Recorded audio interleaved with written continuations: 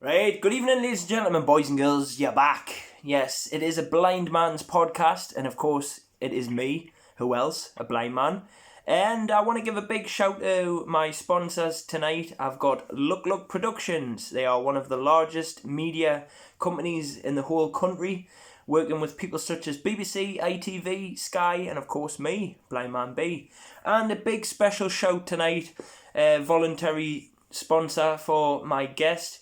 We've got Butterfly AVM and Miles for Men, two amazing charities, I must add. So, believe it or not, the person I've got on today is family, but there is a reason why she's came on today. Yes, I said she. Yes, I've actually got another female on my podcast because a lot of people have been complaining that I've only podcasted men. So today I'm joined by the wonderful, the lovely Jade Henderson. Hi. How are you doing? You okay? Yeah, I'm good. Just Good. getting by with this lockdown, and no, it's finally over lockdown, but we're in tier 3 now, so got to get by this. But hope you're doing well. Well, you see, Jade, a lot of people are going to be checking the settings on their phone here because they're hearing a woman's voice. I've only ever had another female on my podcast, and it was Claire. Oh God, well, how is she doing? I'm good. Claire's good too. I'm just currently working out if I've got some sort of mental health problem. I've got a Green Acres appointment on Friday. Now, in case you don't know what that is, Green Acres is like a psychiatrist place, like a hospital kind of place. Oh God. Yeah. Apparently, I don't know if it's true, but apparently they're thinking I've got hypomania. Oh God. To be fair, I see a psychiatrist with the illness that I now have. Yes. I see one all the time, and it's all right. You manage well with it. You just. Well, I think it's the case of more like talking therapy for me, whereas yours would probably be physical. But we're gonna get into that in a second. First, obviously, I know who you are. You're my cousin, and I know everything about you. I've been around you since the day you were pooping your nappies. But my viewers won't know. So, do you want to tell them where you're from and what your childhood was like? Yeah. So 23, born and bred in Hartlepool. Still here now, stuck here. Don't think I'll be leaving here anytime soon, but childhood was absolutely brilliant. Got brought up with an amazing family. Still got the amazing family around us. Stuck through college and everything as well. Got the dream job that I've always wanted. Still doing it now, but just stuck on the fire like most people are at the minute. As a flight attendant. But unfortunately, I was really, really poorly in November last year. Yeah. So I've had about 9-10 months out of it. Can we just quickly, I don't know if you want to do this, but can we just quickly talk about how amazing Auntie Yvonne / Nana was? Oh, she was amazing. She's been the main person in the family. She's brought everyone up pretty much. I agree. I used to love coming to see her at Christmas time. Yeah, she's brought everyone up to who they are today. Everyone used to come and see her at Christmas. Obviously, I lived with her until, rest in peace, she passed away. And obviously, she was Nana to me. You know what I used to love about her? Every single Christmas, remember when she used to put the chocolate coins on the detour rail and we had to get them? Yeah. And I don't know why, but Wham! Last Christmas always reminds me of her. Because that's the song that she always put on. Yeah, every time I hear it, in the corner in the back room. That's right. She used to always put it on the little radio thing that she had. Yeah, that's Nana's It's just every time I hear Wham! Last Christmas, I just straight away I think of her, and I just think of how lovely she was and how much she loved us, and I'll forever love her, and I know you will. Yeah, definitely. And I know she's looking down on me. Yeah, we've just put the Christmas tree up today, and she's got a little Y of Yvonne up. Brilliant. So, yeah, she was the main Winton in the family. I agree. I really do. Oh. Beautiful lady, and I hope she's sitting up there smiling down on us, Jade. I really do. I'm a spitting image of her at the minute. I've got the hair looking like her and everything at the minute. Well, you know, she was a beautiful lady, and obviously you're going to look like her because she was your grandma.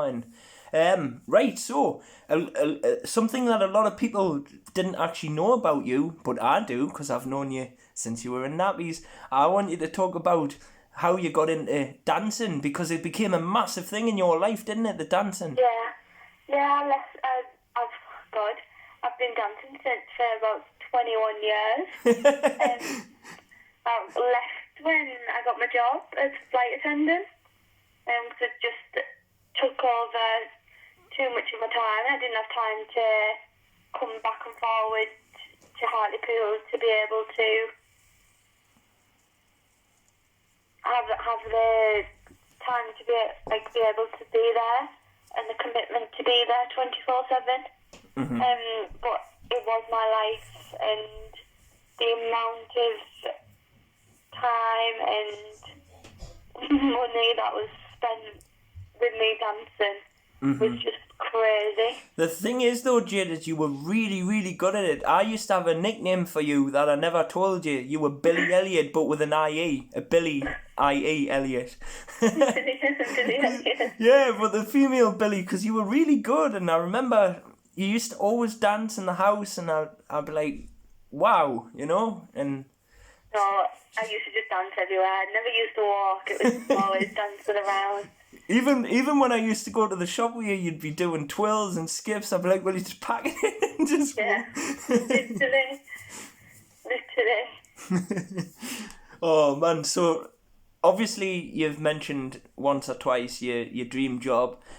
What made you want to be what I would call, I don't know if this is politically correct, you can tell me off if it isn't, but what made you want to become a trolley dolly, Jade? Yeah, a trolley dolly is not the correct phrase for it. No offence to anyone that is one, it's just a little joke I've got with that personal joke. Yeah, it's the right phrase is so that what I do, it's an international flight attendant. Right. Just because I do long haul and short haul. I can't obviously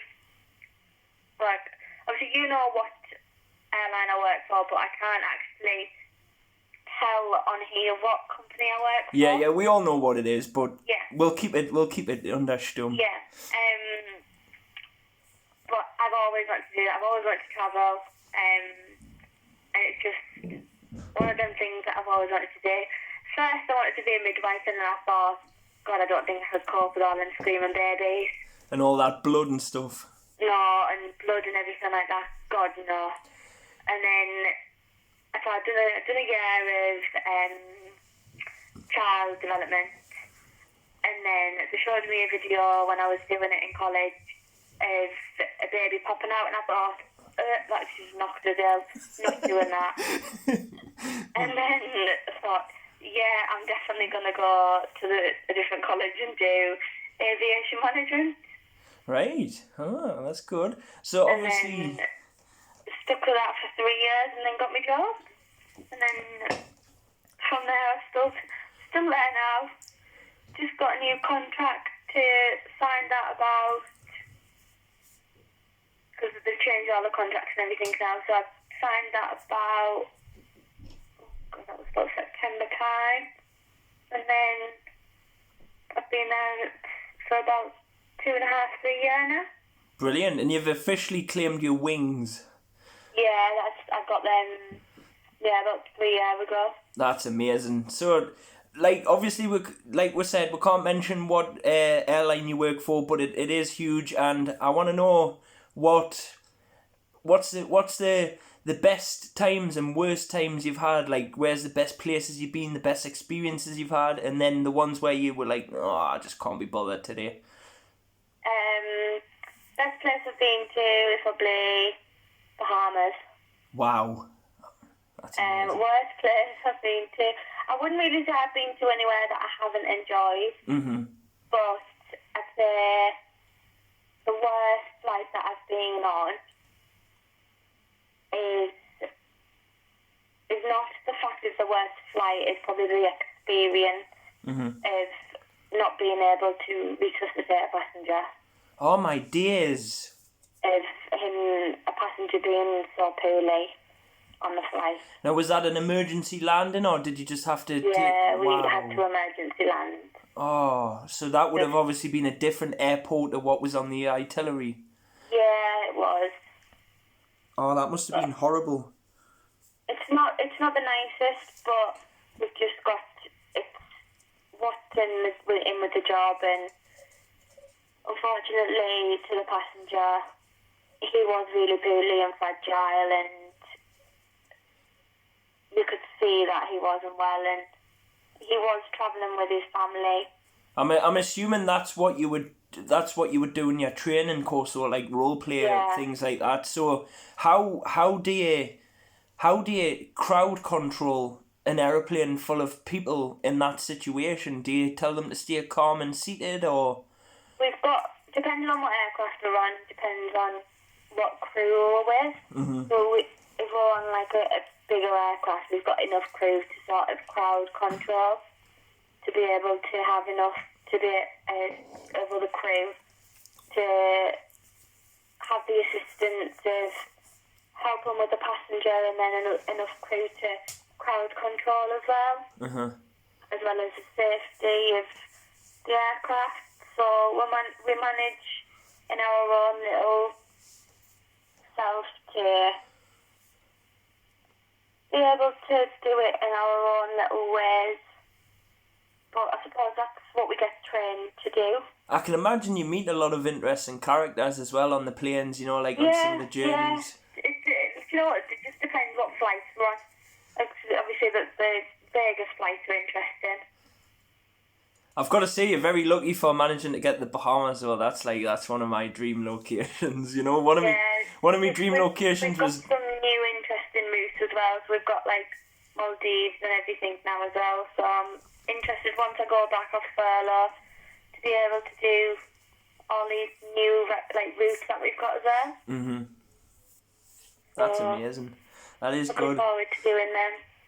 Now, is it stereotypical of me to say you walk down the aisle and look left and look right and say chicken or beef, chicken or beef, chicken or beef, chicken or beef, chicken? It is completely different like that. We do not do that whatsoever. Oh, look. I just remember being on like one of the first aeroplanes as a child, you know. I think I was going to like Greece or something, and I just remember seeing this poor flight attendant going, chicken or beef, chicken or beef, chicken or beef. I was like, oh, come on. It's changed completely since you were a kid. The best meal I've ever had on an aeroplane was when I went to New York. I was on a KLM flight. And oh wow, it was something like meatballs with mashed potato and like some sort of vegetables. It was really good. The trip were really nice. We don't really hand out meatballs, but yeah, especially at the minute we don't hand out meatballs and stuff. But so do you actually eat the flight food, Jade, or do you bring your own? So I actually enjoy it. Because I know a lot of people like say, oh, right, really? Then I bet they're behind the curtain munching on McDonald's and that. No, we don't. Sometimes if I'm feeling like I'm going to eat my own food, I'll take stuff on with me. But you know what? Sometimes like our taste buds go completely different. So I would agree. We have different, depending on what sort of flight we're on. And if we're on like a night flight, we can be sat eating a curry at 2 or 3 o'clock in the morning, and really we should be eating breakfast. Wow. So is it oh, what was I gonna say? Oh, wait, that'll come back to us. Oh man, I had a mint question for you there. Wait there. Oh yeah, I was gonna say. So is it actually like different flights is different, like different vibes, or is it always the same monotonous? Yeah, so every flight is different. Mm-hmm. I've not had one flight in these 3 years that I've been there being all the same. That's and good. It's all the crew that I've worked on have all been different. That's good. That's good. I like that. Do you know what it is, right? I had a really, really good question for you, and it's just gone. It's one of them moments, I swear to God, Jade, I'm getting old. It's me memory. You're not getting old. I had a dilemma yesterday, man. I thought I was convinced I was going bald. Don't, honestly. Oh yeah, that's what I was going to say. That's it. It came back. Is there a limit to how much alcohol you're allowed to serve the passengers depending on the flight? Depends on how drunk they are.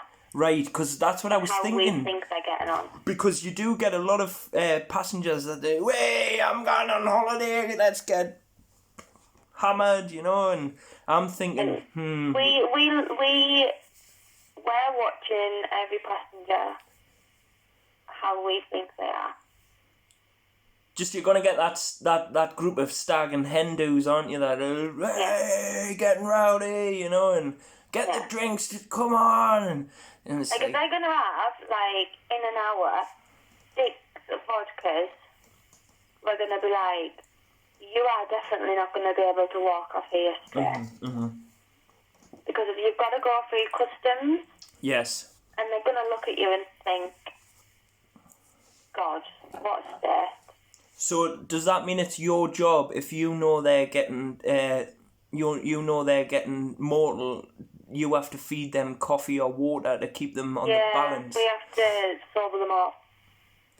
And what happens if they say, like, for example, sod off, I'm on holiday, I'm getting, you know. You can refuse some alcohol. Brilliant. There you go.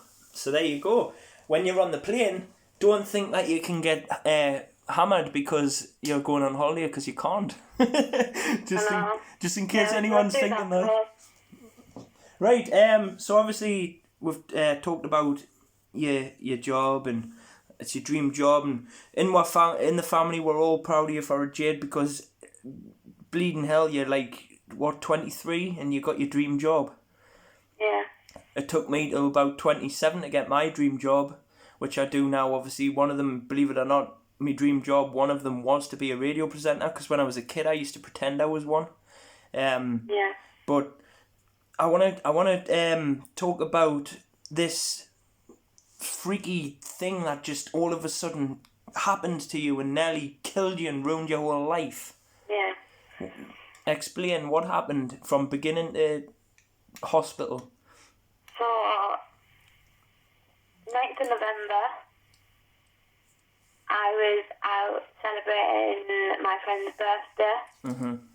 And when I was on the morning, I'd got my hair done, was just chilling out, and was the most chilled out person, no headache, was ready, had done my makeup, everything, and then put my dress on. I was out in the car, ready, got to the pub, had a cigarette, went in, bought my drink, and as any other girl does, they go to the toilet, refresh their makeup up, and then I ran back into the toilet cubicle and started being sick, and I started sweating like buckets and buckets. And we will stress here that you weren't drunk at this point. No, I hadn't even started. The drink that I'd bought. Hadn't even started. No, so I hadn't even had a sip of the gin that I'd bought. And then I went, Lucy, who I was with, took me into the disabled toilet. Yeah. And I was being sick even more, but when I was being sick, it was like black bile. Wow. And I collapsed. I then woke up. It was a month later. Well, I'd say it was like 24 days later. in the high dependency ward in the RVI. So just try and imagine this, people, right? You're going out with your friends, you're going to have a nice night out, you know, as you do. All of a sudden, you start whiting and you wake up a month later in hospital. Imagine what that feels like. So what was going through your mind, if anything, Jade, at that time when you woke up a month later in the hospital? Surely you didn't know it was a month later. No, I didn't. I didn't have a clue. And I didn't know what was going on. I just remember, well, I can't even remember much, to be honest. I was just like, what's going on? Like, why am I here? And I thought it was at the same day. And then when the nurses came up to see me, they were like asking me what's my name. They asked me what day it was. And then when I said to them what day it was, I said, oh, it's the 6th of June, 2016. Whoa, okay. And they were like, no, Jade, that's not right. And I was like, well, what day is it? And they were like, I'm sure it was at the 24th of November, 2019. So you were automatically 3 years out behind. Yeah, and I was like, I just burst out crying and started being sick again.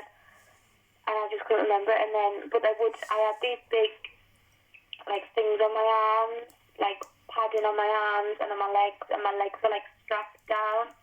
So I couldn't, like, fling myself around. I was, like, strapped down to the, like, bed so I couldn't move. Mm-hmm.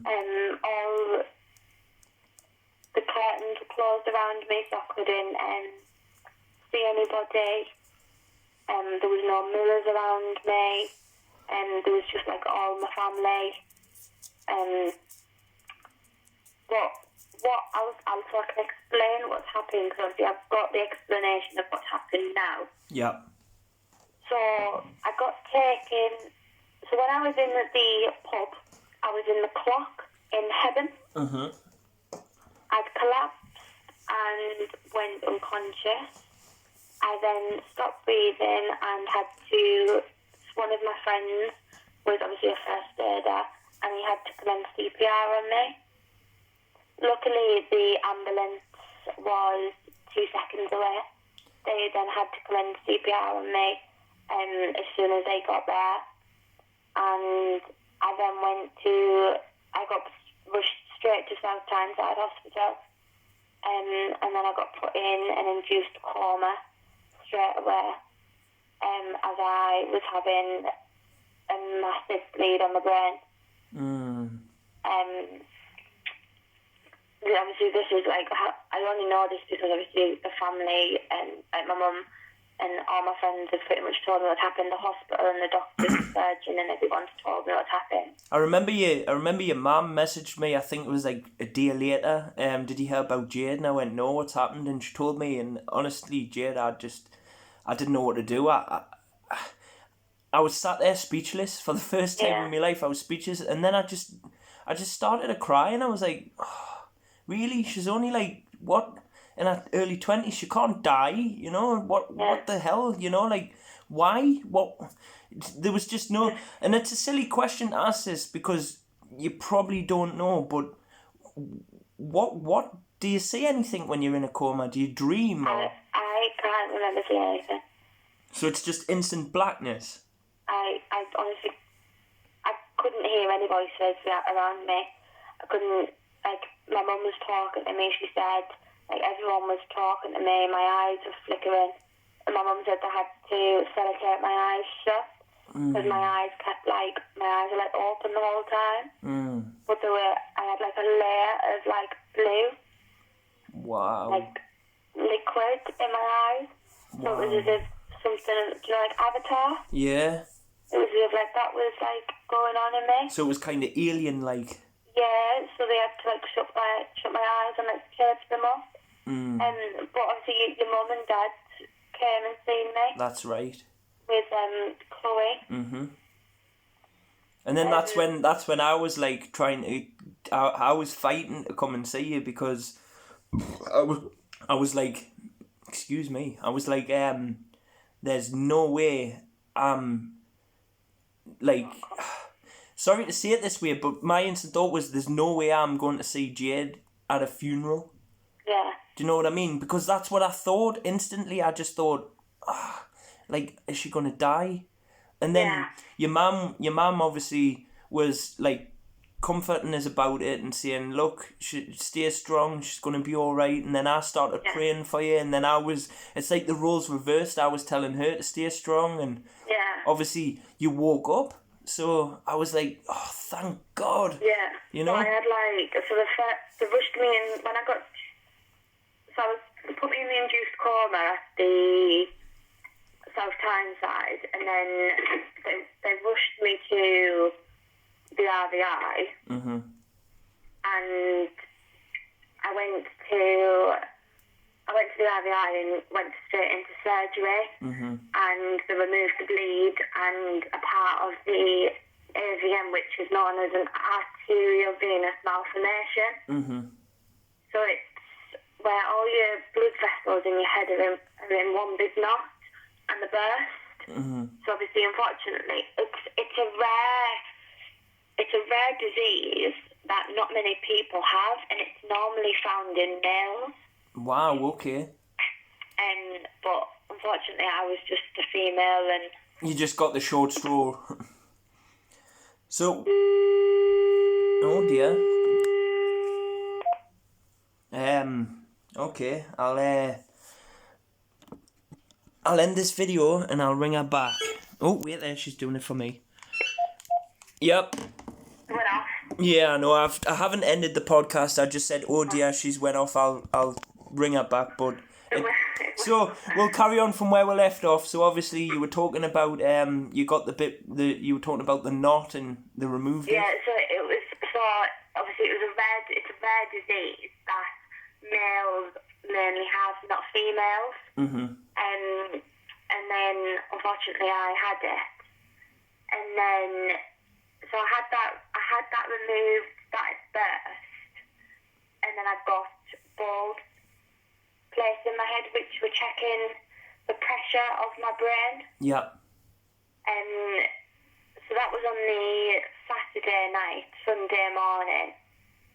And obviously my mum and granddad were there, and the people who were with me on the Saturday night. Yeah. And then like their mum and dad. And then on the Sunday, I then got rushed back into as an emergency operation again, as my pressure was going up and up and up and up, and the granddad said to me, "It's not right, why the machine's flashing, why is she going off again?" And I went again. And so they rushed me back into a theatre, and then I got my skull removed, because the skull was too much pressure. Yeah. So we've done that. So then that's called a craniotomy. Yeah. So we've done that, and then so I was living without half of my skull for about 4 months. That's crazy. And I remember coming to see you as well, and you had the patch on your head, and you were telling us to touch it, and I was scared too, because surely for the love of God, Jade, that must have knocked. I've got no feeling in that. I had, at the time when I said to you, feel it, I had no feeling in it, and it just felt like if someone touched it, it was like an electric shock. Whoa. But I liked it when someone touched it, because then I knew that it was still there, and I knew that I could have feeling in it if someone touched it. Wow. See, and it must have been so humbling to just see how many people actually like love and care for you when they came, because I know sometimes we have, like, in our head sometimes in life we think, oh, people don't really care, you know, because we do, we get that. But the amount of people that came and seen me, I could not believe it. Like, obviously when I come out of HDU and then went into a normal ward, it was crazy. And obviously in the normal ward I was in there for about 2-3 weeks. So I come out, in fact, just before Christmas. Yeah. And the family, like, obviously there was the Henderson Henderson side of the family, which is my granddad's side of the family. Yeah. And then obviously, like Auntie Yvonne's side of the family, which is like you. Mm-hmm. They obviously all came and seen me.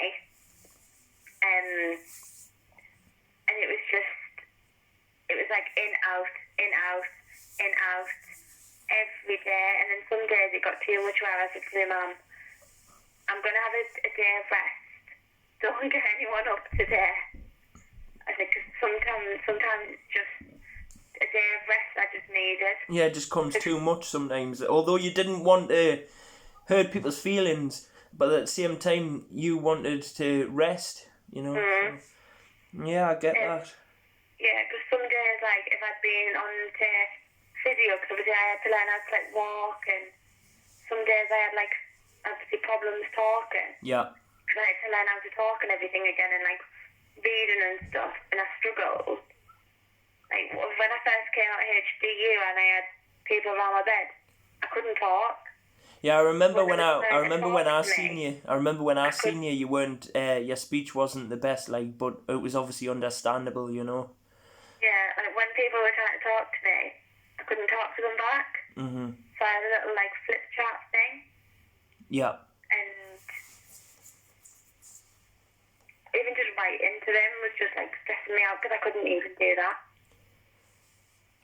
When I came to see you with Claire, and I remember I looked at you in the face and I says, you were like, oh, hello, and I was like, can I ask you a question? You went, yeah. I says, can you remember who I am? And straight away you went, yeah, you're Richard. Yeah. And that choked me up, because I thought, you know what, she's had all this trauma to her head and she still remembers me. Yeah, because that's the thing, like, they said to me,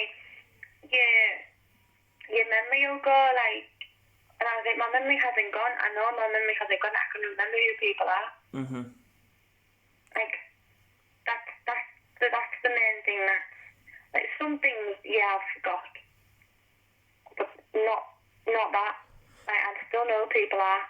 Believe it or not, the picture that I had with you that day actually popped up on my Facebook memory 3 days ago. Mm-hmm. And I looked at it and I saved it. I didn't want to share it though, because I thought, well, it's not really a time that you want to share it, you know. But That was a year ago. Mm-hmm. So that's why it would have popped up. Yeah. But, so That was obviously when David seen it. So, obviously this has all happened. You probably think your life's over, but you didn't. You bounced back with extra fight, because that's what our family do. We're strong. Yeah. We're warriors. What was the first thing you wanted to do when you got back home? But it was Christmas, so I had a glass of wine. Way! Why not? I had a glass of wine and a gin. Good. Why not? But they said I wasn't allowed to drink, so I had to have a tiny little bit of gin, and most of it was lemonade, because I was still on morphine. Yeah, so it was a weak gin. Yeah. And I really wanted a cigarette, but I wasn't allowed to smoke. Oh, really? Yeah. Oh, that's crazy. I know, so I wasn't allowed to smoke. That's like 2 blows. No, you're not allowed to do this. No, you're not allowed to do that. So and was I just wanted to get back in my car and drive, and I wasn't allowed to do that either. So obviously that would have caused a lot of frustration. People saying you can't do this and you can't do that, and It's still going on now. oh. A year later, and I'm still getting told, Jade, you can't do this, Jade, you can't do that. But Do you think yes I can and I will? I know. But I've had obviously other treatment since then. So obviously you got back into your job though, didn't you? Because you probably thought your dream was over, but it wasn't. You got back into it. I went back to work in July, and then I've been off since October. But that's because of the virus, not because of your No, accident. it's because of the virus, yeah. So I had my gamma knife treatment in September, went back to work after my gamma knife treatment, and then I've been off since October because of the coronavirus. Yeah, because I remember COVID-19. seeing a picture of you with a cup of coffee in your hand in Washington, I think, in America. So Yeah. it was I either. was in Seattle. That's amazing. That's a good city as well. I think it looks Yeah. cool. So obviously your colleagues would have been dead, understanding and like. Yeah, do you know what? They really are, because they ask you, like, have you been flying recently? Have you got any anything that you need to tell us? And I just got, like, a letter, or I email them up front, and a lot of them know about what's happened anyways, because one of my colleagues put up on our Facebook group thing that we've got. Yep. Just as like when I had the bleed and when I was in Pulis with in the coma, he put it on the Facebook page just to let people know. Mm-hmm. So a lot of them know who I am anyways with that. So they're like, oh my God, I can't believe like you're back at work already. You've done absolutely amazing. Oh, you did. You bounced back fast. You've been on a lot of in papers and on media as well. I've had Emma Jade and Coronation Street director messaging me recently. Amazing. So he messaged me the other day and he shared that on Twitter. I've had all of the cast of Emma Jade and Coronation Street sharing it. Good on them. Good on them. Because obviously he had an AVM as well. Mhm. You should try and get them to do it. You should try and get them to do a story on it. I think he's talking to my mum about it, but it's easier to speak to my mum about it and sort things out with her, because talking to me about it, it's just goes in one ear and stay out the other. But honestly, it's amazing. You're very inspirational. You've bounced back. You've showed the world that when your arse is kicked, you can get up and kick arse back. And I'm proud of you, Jade. I really am, because Thank you. you know you're 23. You've done your dream job. You've been through all this. You've bounced back, and let's be honest. I'm older than you. I've known you since you were born, and you've always been a good girl in my eyes. Yeah. And that's not me being patronising, that's just me, you know. No, I've never been one of them ones in the family that I've got us in trouble. Never been one of them that I've been a troubled one, but... Nah, I am. I'm really proud of you for what you've done, and I just hope you keep pushing and keep fighting and just definitely continue. Just having a couple of if days. I mean, I've been in hospital quite a bit recently, because I'm on a lot of medication at the minute, because I keep having off days with seizures and stuff, but it's not seizures that you would normally have. Uh-huh. It's seizures to do with brain injury seizures. Yeah. Which I didn't know were a thing, but they are, so... Well, just always remember, when you have them down days, just remember what you went through and that it could be worse. Oh, I know. Because there is times, obviously, where you're going to feel depressed, you're going to feel anxiety, you're going to think, you know, this, that, why me? When instead of thinking why me, think try me. I know. You know? So do you want to quickly tell us, like me and the viewers, awareness? How can they know if they've got this, and how do they prevent it? I mean, it's not a thing to know that you've got it, because you can't really know that you've got it, but the signs for it are mainly like migraines. If you've got like really bad migraines, I would definitely go to a doctor's and get them to do a scan. Mm-hmm. Get an MRI or a CT scan, because you never know. You see, Because a lot of my friends, well, one of my friends who I now speak to regarding the AVM, he had an AVM, and he was getting blurry sight visions, and he had a migraine, like really, really bad, and it just come on instantly, and it turned out that he had an AVM. I tell you what confuses me. When I was a child, I don't know if you ever told, but when I was a child, I just randomly had a fit and I got rushed to hospital. I wasn't told that. And I actually potentially nearly died. And every now and again, I'm not saying I've got it, I'm just, you know, but every now and again I'll get this sharp pain in my head for a couple of minutes and then it goes away. And this is every couple of weeks. It can be hereditary though, but we don't know what the side of the family it's coming from. Right, so it could be... We're just waiting for My mum's obviously being checked, so we just got to wait with my mum. My granddad's being checked, so we're waiting for him. Mm-hmm. So we're just waiting now to see. Because obviously if it comes back from my granddad, then we know it's his side of the family. Mm-hmm. And if we know it's not his, it doesn't come from him, then we know it's obviously the side that you're then on. Yeah. So then, I mean, it's then always... we need to go to like Uncle Al. It's always something to check though, you know, for people. I know. So. I know. Because then if it doesn't come from Granddad, then we'll go to like Uncle Al, you, your mum, and then like Patty, I'll call him. Yeah.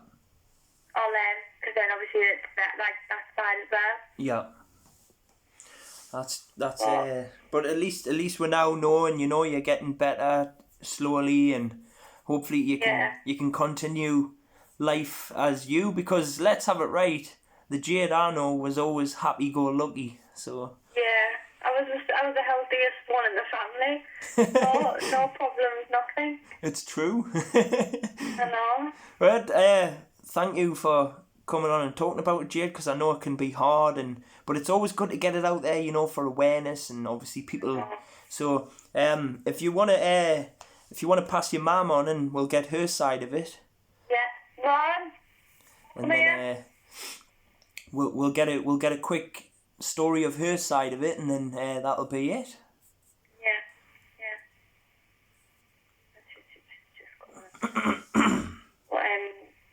So obviously I don't have, like, I've obviously had my licence revoked at the minute. Yeah. Because with the partially sighted and everything at the minute, so yeah. Just got to wait and see what they say about that. That's it. I mean, yeah. It's in my family. I've lost count. Well, we've got an extra one now with me. Yep, there you go. I've lost count though, but hey ho, what can you do? Now. Right, I'll put on my one for you now. Thank you, Jade. God bless. Love you. And love you too. I'll put my on. God bless. Ta-da. Hello. Hello. How you doing? I'm fine. How are you? Good. Just had a good chin wag there. We've got everything out we needed. Right. Basically, all I want from you today, Sharon, is I just want your side of the story. Obviously, when it happened to Jade, how you felt, and what went through your mind, and all. Right. Where do you want me to start? Just start from the minute you found out that she had turned ill in the pub. Right, I got the phone call at 7:01 on the Saturday night of a person who she was friends with, and he just said Jade's collapsed. She's getting taken to South Tyneside Hospital. Yeah. Can you make your way there? So we went. Me and the granddad both went to South Tyneside Hospital, and we got taken into the family room. And after she'd been spiked or has she had any allergies, which I actually thought it was a nut allergy. Yeah. Thought somebody had been with her with nuts. And they said, no, it's more serious than that. They took me into resus. She didn't even know who I was. Oh, that must have been horrible. Literally. And she looked scared. Like, frightened in her eyes. And it, like, upset me.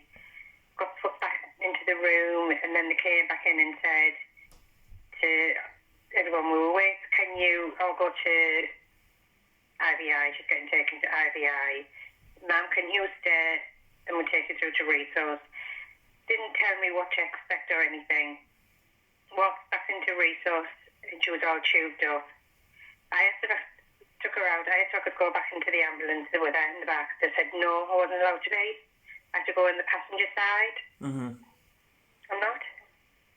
Going to the passenger side of the ambulance. And I was thinking, what's going on? Nobody was telling me anything. Mm-hmm. And it was only when I said to the ambulance driver, why are we getting police escorted to the hospital, please? Is this more serious? He said, I can't tell you. He said, it's not my place to say anything. We got to IVI. By the time I got out of the car, the ambulance, she'd gone. got taken to theatre. They took me up to, this was at 9:30 on the night, they took me up to intensive care waiting room and said, the doctor will be here with you as soon as he can. And 4:15 in the morning, on the Sunday mornings, when they came back and told me that Jade had very serious, she had 24 hours. And to get people up to come and say bye to her. Ouch. Wow. Yeah. I mean, obviously, Sharon, it's really, really heartbreaking for you at this moment to go through this as a mother. But what I admired about you was the strength to keep going and fight for her. Well, it's the mother instinct that just came into me. Yeah, because you were there every God-sent day, weren't you? Yeah, I was. But Jade got as you understand, as you know, Jade got rushed back into theatre on Sunday afternoon. Yeah. This is the hardest bit that got to me. And if it wasn't for your dad at the time ringing me and helping me just to stay calm, if you understand. Yeah. And he just said your Auntie Yvonne's looking over her. Exactly, that's it. And it was when they turned and said to me and said to the nurse, you need to come and say bye to her because she's not coming out of this. No. I mean, I remember when you told me, because I said to Jade previously, I says, I think you told me a day after. Oh, Yeah. And you remember my reaction. I was like, what? You know, I started actually, I told Jade before, I was speechless, and then all of a sudden the tears just dropped from my eyes.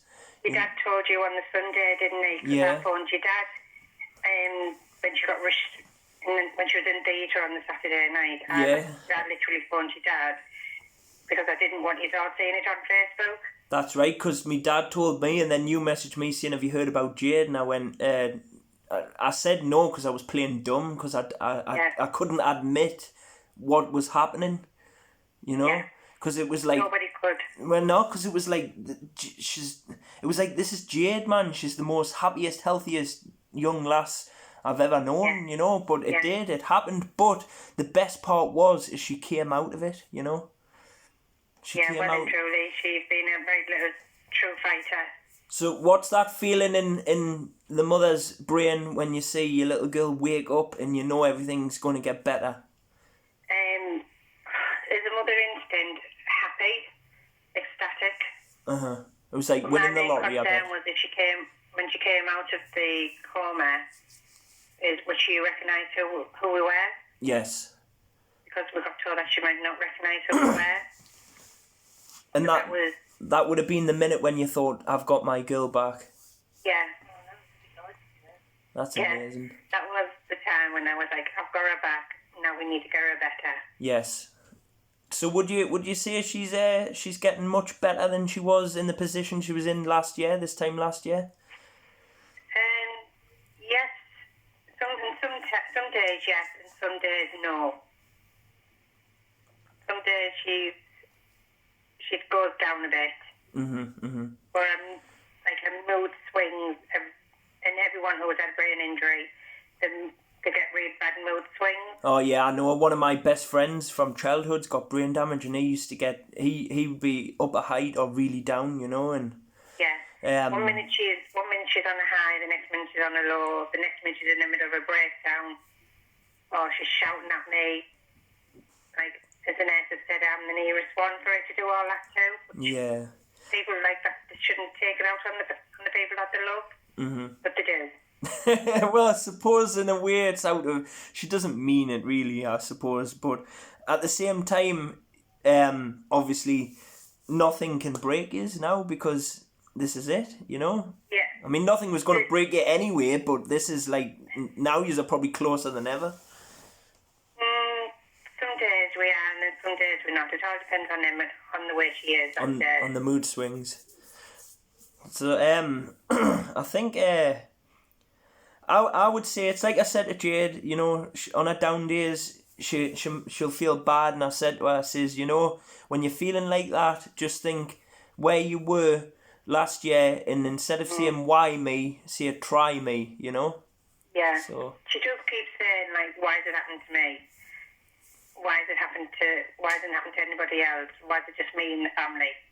You know what I mean? So she does go to days like that. So I think all she's got to realise and remember is that she's got tons and tons of people supporting her, and we all love her, and we're very proud of what she's come through, you know, and no one will ever knock the smile off her face, because she's always been a happy girl from you know, obviously, as you know, I told her I've known her since she was pooping her nappies, and she's always had a big smile on her face. So yeah, you've known her since she was a few days old when she came to your birthday party. I remember holding her when she was a little baby. Yeah, you did, and then she got rushed into hospital. Yep. There's another one, you see? She's a fighter. I mean, she nearly lost it all the way back then, and then last year, and look, not only once but twice.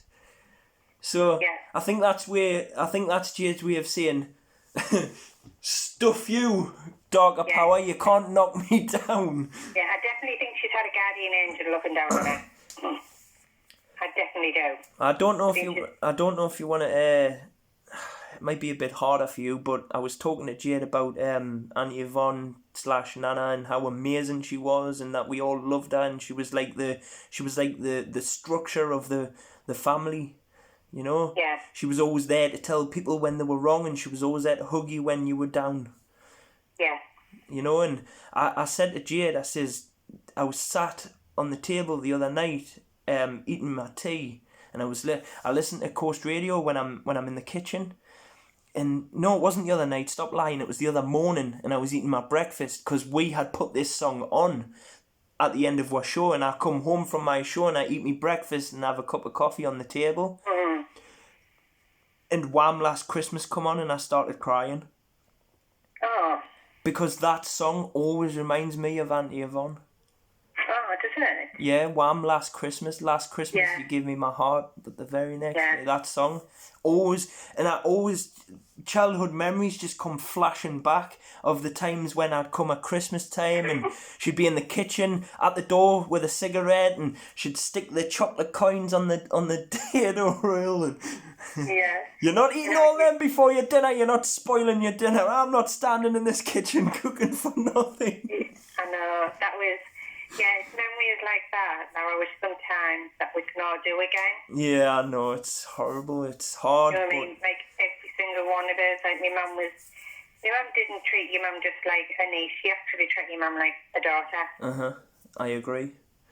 She treated you more like a grandson. I agree. I'll forever love her, I will, and I've never forgot her, you know. Yeah, you did have your real nana in. You know what I mean? Well, that's it. Have a real mum, and you know, she was nice. She was a nice lady, I just love reminiscing at the good times with her, you know. And she was stern. When you done wrong, you knew about it. Oh God, yeah. And I think I've taken over from her with you sometimes. The first thing I did with you was shout at you on that day. Yeah, when I says I've started smoking again because of my eyesight. Don't you tell me that excuses. Your Aunt Yvonne would have done the same thing, Richard. Yeah, she would have. And that was the first time I ever met Claire. It was, yeah. She must have thought I was horrible, yeah? You weren't horrible. You just didn't like the excuses, because you know fine and well Aunt Yvonne would have done the same thing. She would have said, Richard, if you've started smoking again, say it's because you want to smoke. Don't give me the stupid excuses. Yeah, exactly. You know? So now I've just done that. I've just said I smoke because I like it. You know. But regarding this illness, so Richard, we have got another 4 years to wait. Wow. See whether the AVMs have shrunk or not. If they haven't shrunk as much as I want them to, she has to go in for some more radiation treatment. So this is this could be a long time for Jade now, because there's also, she's got damage to her brain, as you probably understand. But my good thing is she's gone back to work. Do you understand what I'm saying? Yeah, she's fighting it, she is. Yeah, she hasn't made a, like, I'm not going back to work, I'm not going to do this, I'm just going to sit here and do stuff. But yeah.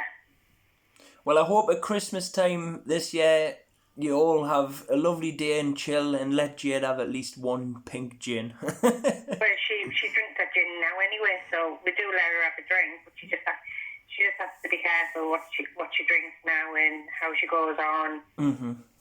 But she just says a couple of drinks and she's gone anyway, so she's drunk. Well, hopefully when all this carry-on's over, I get to see yous all again, and obviously Uncle Dan, send all me love, and thank you for both coming on. And I know it's hard for you to talk about it more than her because you're a man, but I'm happy that you did it and got it out there. But yeah, we just want to raise awareness now of this disease now, of this brain disease, because nobody knows anything about it. Well, I didn't. I'll tell you the truth, I didn't. Yeah, and the problem we've got now, once all the COVID situation goes, it's going to find out if it's hereditary or not, to make sure that nobody else in the family is going to actually suffer from what Jade had. Yeah. Well, I was just saying to Jade before, I says, I don't know if you knew Jade, but when I was younger I had a fit and I got rushed to hospital and I nearly died. I mean, obviously you will remember that. So that's always confused the hell out of me, what and why, I've never known. So I'm not saying I've got this AVM thing, I'm just saying it's a bit, like, weird, isn't it?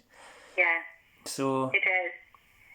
So, it actually is, but if it wasn't for your dad and all of this as well, just remember, just be there, just stay strong. That's it. You know what I mean? That's it. You were all for you if you need us. So, yeah. And your poor dad, when I rang him when he was out at 2 o'clock in the morning fishing, he actually thought I was playing a practical joke on him. Oh, he's mad for that, man. He'll sit there and on a random beach somewhere at like 3 o'clock in the morning with a fishing rod. It's like, Dad, what you doing? Like, go home. Yeah. But I think this shocked the whole family. It did. It did. But like yourself, Claire, Chloe, your mum, your dad. I just hope to see us all after the tier 3 settles down and we can all have a good laugh and talk, just like the good old days. But but people do need to be made more aware of this disease, of an AVM now. I agree. I really do. And Jade, actually, as you know, she's done an article on it. Good. Well, have you seen it in the papers? Yes, I remember reading something about it. Reading it. We can also send people to, like, them kind of links and things, Yeah. But just tell her I said thank you for coming on and telling our story. And obviously thank you to you. It's fine. Thank you very much, Richard, for doing this. No worries, and I'll get her on Coast Radio as well in person when we're allowed. When you're allowed, you've got to get her on Coast Radio in person. Okay, then. No worries. Thank you very much for it. It's okay. Thanks, Richard. Cheers. Good night. Good night. Bye. There you go. Wow, what a story. It affects people in different ways, but when it's your own flesh and blood, it's horrible. It's a horrible thing. It's weird, But there you go. That was mainly to raise awareness. But thank you for watching this. Please subscribe and hit the bell for more videos. I've got more stories from females coming on throughout the week, which was a request from my wife, because she says, you got too many men on the podcast, where's the women? So I'm going to do a couple of podcasts with females and then mix it up, So thank you. Everybody enjoy, share, like, subscribe, hit the bell, and a big shout out to Butterfly AVM and Miles for Men, and LUKLUKproductions. Peace.